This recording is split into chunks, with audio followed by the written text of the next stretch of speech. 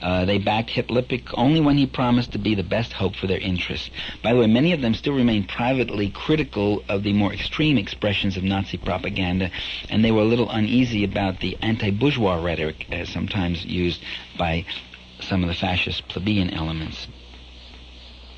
Some elements in business were not that hot for fascism. Light industry, which had lower fixed costs and more stable profits than heavy industry that was dependent on consumer buying power and such. The light industrialists were not that keen about a more aggressive foreign policy, about heavy subsidies to heavy industry and the like. But when push came to shove, they may not have been close to the fascists, but they weren't about to ally themselves with the proletariat against the business class of which they were a part. And they pretty much sided with the dominant elements or kept their mouths shut. There was another element in these two societies that not only tolerated the rise of fascism, but supported it. And I'm talking about the parliamentary capitalist state itself. Not the government or the parliament as such, but the instruments of the state, the instruments that have the legal monopoly on force and violence, the police, the army, the courts, and the like, the secret intelligence agencies and such. In both Italy and Germany, years before Mussolini and Hitler emerged victorious, these elements, courts, police, the army, showed a real leniency and an open collaboration with fascism while harshly repressing the left. Mussolini and Hitler could not have come to power without the help of the state machineries, and that state machinery was never really against them. In Italy, the police collaborated with the fascists in attacking labor and peasant organizations. They recruited criminals for the fascist action squads, the squadristi, as they call squadristi. They promised them immunity from prosecution for past crimes. When applications for gun permits were regularly denied to workers and peasants, police guns and police cars were made available to Mussolini's goons. Germany, the same kind of thing went on. Immediately after the war, the military police and the judiciary sided with the rightists to suppress the left, a pattern of collaboration that continued to the day that Hitler took power. In other words, these supposed democracies, which were equally opposed to totalitarianism of the left and the right, were not equally opposed. They were opposed to the left, and they were very close and comfy with the right. Because the right, while it was out to destroy that democracy, the right was protecting the interests of property and the existing class structure. And that's the difference between the left and the right, and that's why a capitalist state tends to treat the right so much more leniently and the left so much more harshly. Let's look at what happened by the police and the courts under the Weimar Republic. These are the figures. Left-wing groups were charged with 22 murders. 38 people on the left were found guilty for those 28 murders. They averaged 15 years in prison. 10 of those 38 were executed. Among right-wing groups, 354 murders. What is that? That's about 60 times more the number of murders. Of these 354 murders, 326 were not even prosecuted. 23 were discharged. 23 people of the right-wing groups were discharged despite entering guilty pleas. They pleaded guilty to the murder and they were discharged. 24 were found guilty in part. Their average term in prison, 4 months. The number of them executed for the murders, none. So that's the way the state operated. Almost all the literature on fascism and Nazism concentrates on who supported Hitler, who supported Mussolini, who was behind him. Was it this group or that group, and such? Oh, there was a couple of millionaires who didn't like them. Oh, there were some workers who did vote for them. So you can't really say it's one class or another. Well, I think you could pretty well say which class gave them the money, that gave them the visibility, the organization, and the numbers to some degree.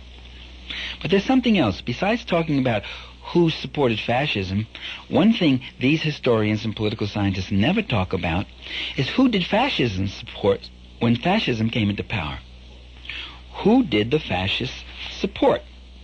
Well, in Italy and Germany, when they came into power, they began implementing the stern measures that were needed to rescue the capitalist economy. Labor unions were dissolved. Strikes were outlawed. Union contracts were nullified. Prominent union leaders and other labor activists were imprisoned or murdered. Union property was confiscated. Worker publications were banned. Opposition political parties were outlawed. Their leaders jailed. Civil liberties were suspended.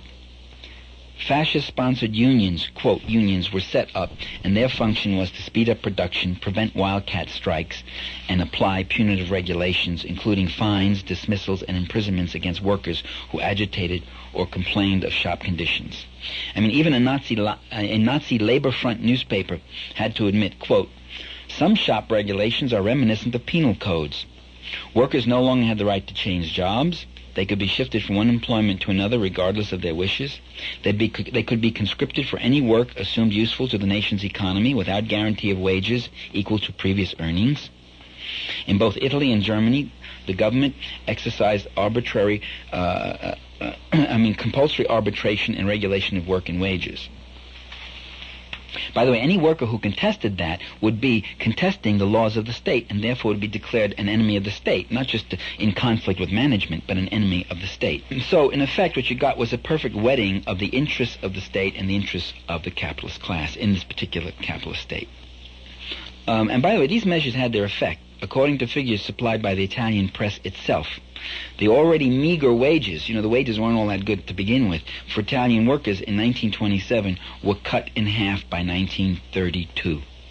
By 1939, the cost of living had risen 30%, and this constituted an additional decrease in real wages. Taxes on wages were introduced. Regulations were instated against minimum wages. The minimum wage law was abolished, in other words. There was no more increased pay for overtime. In some regions, sanitary and safety regulations were dropped. Occupational safety regulations were eliminated in factories. In many areas, child labor was reintroduced. In other words, all the old abuses and old evils that the Italians thought were dead, that belonged to a generation ago, had returned under fascism. In Germany, the same story. Between 1933 and 1935, wages were lowered anywhere from 25 to 40%. That's a tremendous cut if you're an ordinary worker just trying to make ends meet. Wage taxes were instituted. Municipal poll taxes were doubled. Payroll deductions helped finance the Nazi-controlled Labor Front. And the Nazi Labor Front controlled the party organizations and the health and unemployment insurances, all of which, by the way, lowered wages another 20 and 30%. That is, the things that were taken out of your pay for that. And the non-profit mutual assistance and insurance associations that had existed before the Nazis came to power in the free labor unions were abolished. Their funds were taken over by private insurance companies that charged more while paying out smaller benefits. So, and in Italy, in Germany, just like in Italy, inflation substantially added to the German workers' hardship. There's something else both of these fascist leaders did. In both Italy and Germany, the process of privatization. Does that sound familiar? Ronald Reagan's dream. State-owned enterprises such as power plants, steel mills, banks, railways, insurance firms, steamship companies, and shipyards were handed over to private ownership for a song, like gifts. Corporate taxes were reduced by half in both Italy and Germany. Does that sound familiar? Another Reagan achievement. Taxes on luxury items for the rich were cut. And inheritance taxes were either drastically lowered or abolished, just as they've been in the last 10 years in America.